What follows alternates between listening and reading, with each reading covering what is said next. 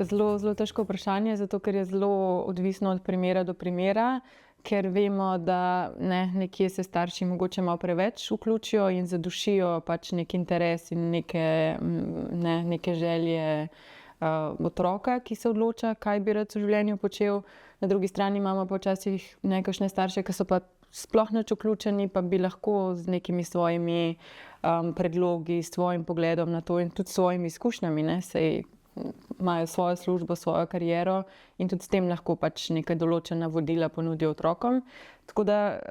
je zelo odvisno od primera do primera, ampak na kar moramo pač res paziti, je to, da slišimo to, kar pač naš otrok rabi v tem primeru in da se probamo temu prilagoditi. Se pravi, ne forsirati svojih želja in mogoče svojih neizpolnjenih poklicnih ciljev na otrocih,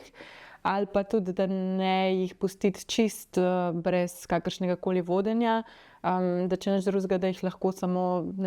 peljemo na informativne dneve, ki si jih želijo, da jih peljemo na kakšno karierno svetovanje, da jih pač malo potisnemo v to, da se začnejo ukvarjati s tem, da bo treba pač na neki točki napisati nekaj na prijavnico. In če kakšno leto, dve prej začnemo o tem razmišljati in da starši tudi malo pomagajo tistim, ki mogoče sploh še niso tam, je to tudi lahko priporočljivo. Definitivno pa ne